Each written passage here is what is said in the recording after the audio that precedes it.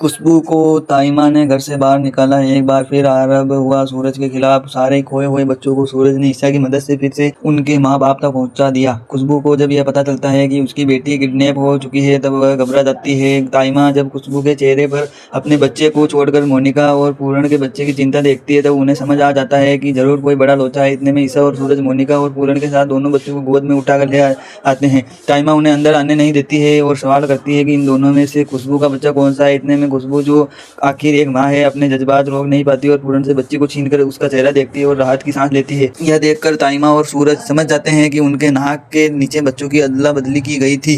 ताइमा खुशबू से कहती है, अब तुम्हारी इस घर में और हमारे दिल में कोई जगह नहीं है। अपनी बच्ची और अपना बोरिया बिस्तर बांधो और हमारे घर से निकल जाओ। तब ईसा ताइमा का हाथ पकड़कर कहती है, खुशबू भाभी और मोनिका को भी अपनी मजबूरी बताने का एक मौका दीजिए। कोई माँ अपने बच्चे को किसी और को कैसे सौंप सकती है।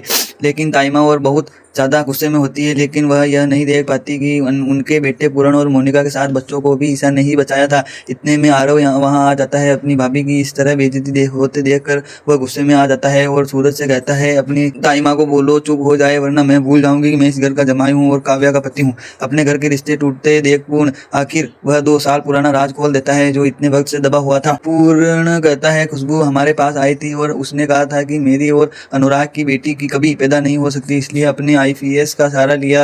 लेकिन उस वक्त अनुराग ने उल्टा खुशबू पर एक घिनौना आरोप लगा दिया था कि तुम्हारी बेटी मेरी नहीं है। उसी दिन से यह राज दब कर रह गया और हमारी कभी हिम्मत नहीं हुई कि हम यह सच सबके सामने ला सकें। क्या अब इस राज के बाद वह सच भी सामने आने वाला है जिसका हम सभी को इंतजार था, यानी सूरज और ईसा की शादी का राज? क्योंकि अब पुरानी फाइलें और पुराने एल्बम फिर से खुलने वाले हैं। यह कहानी मैंने प्रेडिक्शन की है। आपको क्या लगता है इस राज के सामने आने के बाद ईसा अपने परिवार में पड़ती इस फूट को कैसे रोकेगी? ऐसे अपडेट पाने के लिए सब्सक्राइब करें और लाइक करें। धन्यवाद।